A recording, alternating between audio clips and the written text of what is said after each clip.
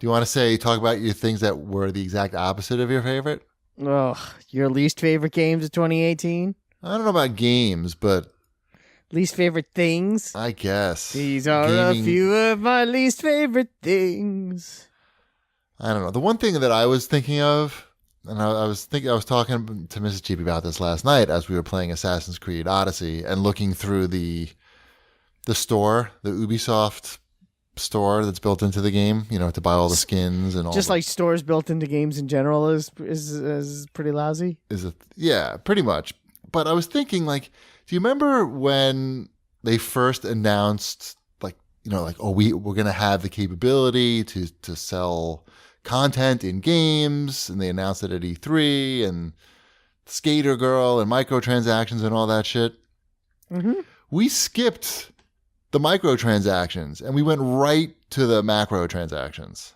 Mm-hmm. Like, we never really got like the little bits of content for 99 cents, or I don't know. I guess that's about as micro as you could hope to get at 99 cents. But we never really did that. We went right to $5, $10, and now you got like fucking XP boosters for $10 that don't cost anything to make, which there's like no way to rationalize charging $10 for that. No, that's pretty gross. It's gross enough to even offer that, and I know it's a choice, blah blah blah, but you're basically saying, here's our art. If you give us $10, you can experience our art much faster. You can just rush through the art. It would be like... Technically speaking, if I bought that before I started playing the game, I'd be level 30 now instead of level 16. Yeah, you'd be past me. Yeah. Yeah. That's crazy. It's just a weird... The whole thought process and messaging behind it is... That's game-breakingly dumb, too. It's just... Because honestly, when you progress in the story, I mean, right now I'm at the level that I need to be for the story. Yeah. And you're sending the message that, like, what we've put in front of you, you really want to skip it, and it's worth money to skip it.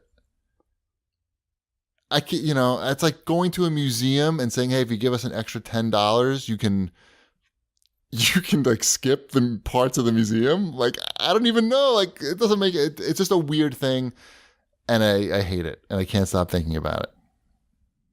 I get it.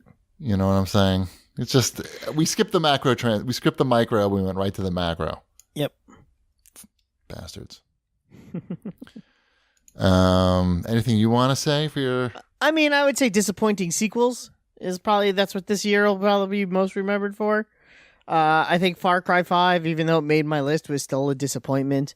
Forza Horizon 4 was a disappointment. And obviously, Fallout 76 was probably the biggest of those disappointments. But they did warn you with a letter, so it's hard. They did. You know what kind of bothers me about Fallout 76 the most this point? It's not that the game doesn't really have much meat to it, because it kind of doesn't. They call Fallout 76 feels like it should mean something, like that whole allusion to 1976 and 1776, and the centennial, the bicentennial. Then this game, it's the tricentennial. And then they came out with the Tricentennial Edition, and the only thing that made that special is, it had an Uncle Sam hat and costume kind of a thing. All right. But the game itself doesn't lean into anything that's kind of tricentennially or allude to, like, the Revolutionary War in any way, like in the last one, Fallout 4. That took place in Boston. It had that whole thing with, like, the Minutemen and all the different factions. And it was all based around American history and Boston culture. And it made sense that the game took place there because all of these people were ingrained in the history of that city and the history of the country. And even little things like, while you were in the stadium, when you were in the stadium, and all the different sections of town, and why all the different factions were where the different factions were. Again, it all made sense, and it was cohesive to the location and the plot of the game. So now we have Fallout 76, and you're in the vast forests of West Virginia. It's not a lot of history there.